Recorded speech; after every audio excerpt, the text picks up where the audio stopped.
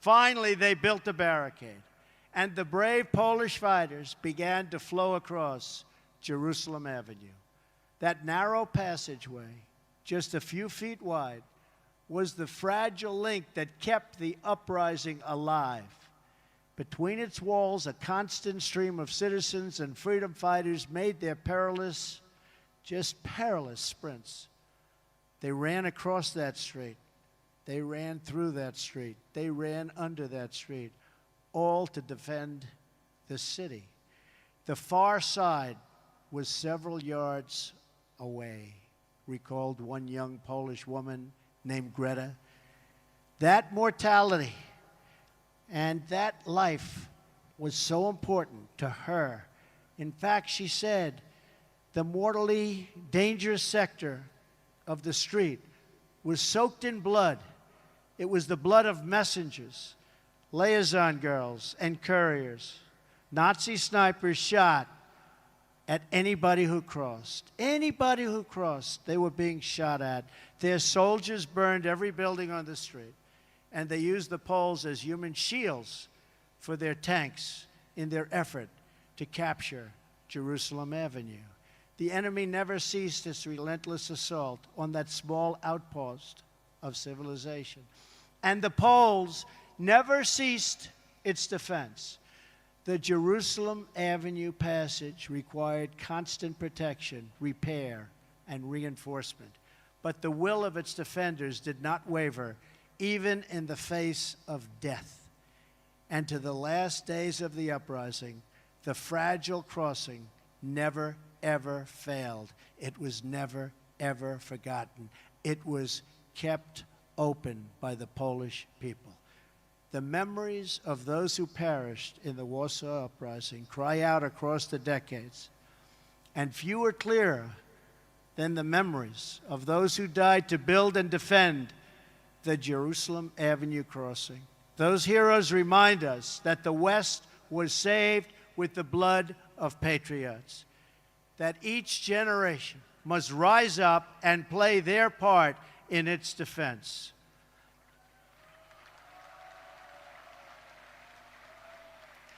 And that every foot of ground and every last inch of civilization is worth defending with your life.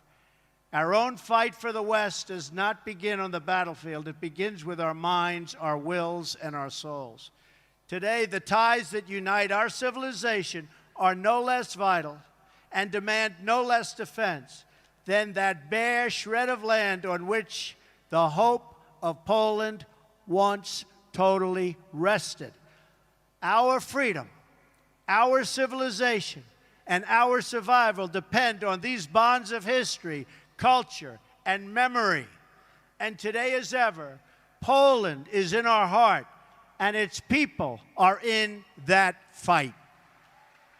There's also an article that came out lately in the National Interest.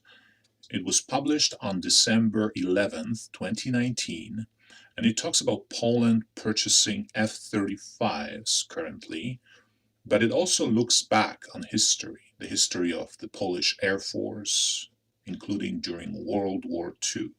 It begins by saying that Polish pilots received an unusually good training and acquired a romantic reputation for their bold maneuvers. And then it goes back in history when waves of Nazi bombers flew over the border on September 1, 1939 to bombard Warsaw and destroy the Polish Air Force on the ground.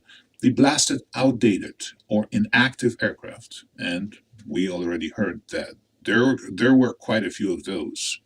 While the PAF's frontline squadrons escaped unscathed on the satellite fields, then again, the lies of the Nazis. The Nazi propaganda nonetheless falsely claimed to have destroyed the PAF in 3 days. No, they didn't. In fact, in the first 6 days of combat, Poles flying outdated P-11s, I guess those were the planes in the Polish Air Force at the time, and they were apparently outdated, but they shot down over 105 Nazi warplanes for the loss of 79 of their own.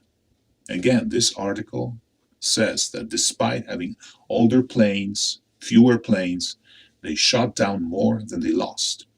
Meanwhile, according to German army accounts, Polish bombers inflicted, now this is according to German army accounts, Polish bombers inflicted enough damage to knock out 28% of the tanks of the 4th Panzer Division, and then they delayed some other Panzer Corps for 2 days. And of course, the PAF could not overcome the Nazis' overwhelming numerical, technical, and geographic advantages, even more so when the Soviet Union invaded from the east, because they united. The fascists united with the communists. Both fascism and communism were created in Germany, and today they also created Antifa. Antifa comes from Germany, and then communism was further developed by the Russians. But both of those nations, they love totalitarian systems and methods, and that's their common point of unity. That's why they unite against freedom-loving Poland. So the Soviet Union invaded on September 17th from the east, and ultimately hundreds of Polish pilots fled across the border to Romania, along with 150 aircraft, which were promptly confiscated. But the men themselves, they managed to escape to France, a historical ally of Poland, and they served with the French Air Force. And then the article goes on, as panzer tanks rolled into the Low Countries, Belgium and Holland, Polish pilots of the I-145 Warsaw Squadron received 35 Poki-Kadron C-714 monoplanes. They were deemed so underpowered, the French War Minister promptly ordered the type withdrawn, but lacking alternative mounts, the Poles flew 714s into battle anyway, and they shot down 12 to 15 bombers and fighters for 9 losses in 4 days. How is that for effective defense? They shot down 12 to 15 German bombers who could have done a lot of damage, who could have bombed a lot of innocent civilians, villages and towns. And that was done only in 4 days. And again, they lost much fewer planes than they destroyed. Then it says, other Polish squadrons in French service, flying MS-406s and excellent Block MB-151s, FK-58s, and Voitin D-520 fighters, contributed to a total of roughly 53 kills. And that's just from the Polish squadrons serving in France. But then again, once again, the Poles were forced to evacuate, this time to the United Kingdom. The British gave the Polish pilots an initially cool reception, requiring them to swear an oath to King George, disallowing their use of national flags, uniformly ranking them as mere pilot officers, and assigning them British minders who doubted their discipline and sieved over their tendency to communicate in Polish over the radio during combat. But the UK faced a desperate pilot shortage as the RAF battled daily Luftwaffe raids during the Battle of Britain. So in August, the veteran Polish flyers of 302 and 303 squadrons were finally deployed in the Battle of Britain. The 303 squadron particularly claimed an extraordinary 126 aerial kills for the loss of 7 pilots only, though historical research can verify only roughly half the kills. Even by that conservative figure, 303 was the highest scoring Hurricane unit of the Battle of Britain and had the best kill-to-loss ratio, 2.8 to 1, 3 times as many as they lost, and probably more, because I don't think they would be lying about their victories in the air. It's just it was difficult to confirm everything by independent observation. I mean, these were dogfights happening out there over the English Channel, and people didn't really have their phones with them to film every fight. Over the next 5 years, over 19,000 Polish personnel would serve in the RAF, operating everything from Mustang fighters, Mosquito night fighters, Lancaster heavy bombers, and sub-hunting patrol planes. Such was their reputation, American writer Ralph Ingersoll observed. They say, girls cannot resist the Poles, nor the Poles the girls. Poland was no walkover for the Reich. Despite fake claims, fake news, and lies of the German propaganda, which persist until today, sadly, but they will not persist for much longer. The truth was that the Polish soldier fought the whole war in Norway, in Italy, the Great Battle of Monte Cassino. They had to send Polish soldiers to take that fortification. France, England, the Battle of Britain, Africa.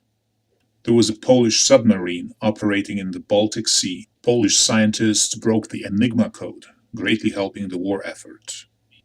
These facts were hidden and lied about until recently, but it was the Polish who made such great contributions on this continent to defend freedom, because Poland is a freedom-loving nation and a stumbling block for both the totalitarian Germans and the totalitarian Russians on both sides of its borders. And they always lose trying to conquer Poland. Poland was no walkover for the Reich. The triumph of the Polish spirit over centuries of hardship gives us all hope for a future in which good conquers evil and peace achieves victory over war. For Americans, Poland has been a symbol of hope since the beginning of our nation. Polish heroes and American patriots fought side by side in our War of Independence and in many wars that followed. Our soldiers still serve together today in Afghanistan and Iraq, combating the enemies of all civilization.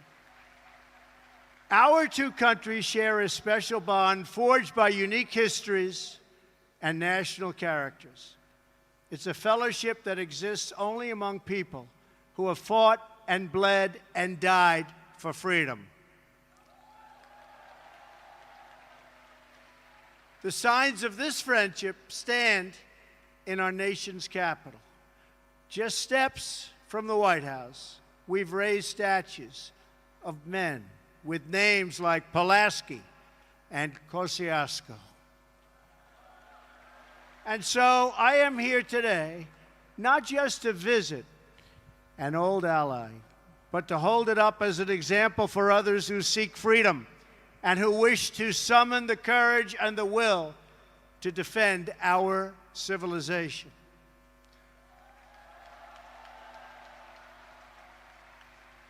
The story of Poland is the story of a people who have never lost hope, who have never been broken, and who have never, ever forgotten who they are. If anyone forgets the critical importance of these things, let them come to one country that never has. Let them come to Poland.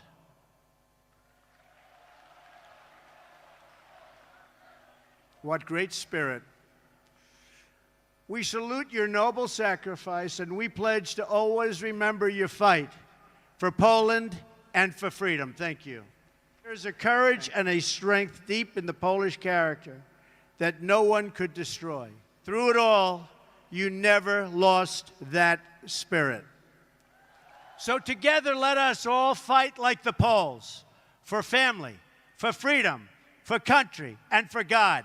Thank you. God bless you. God bless the Polish people.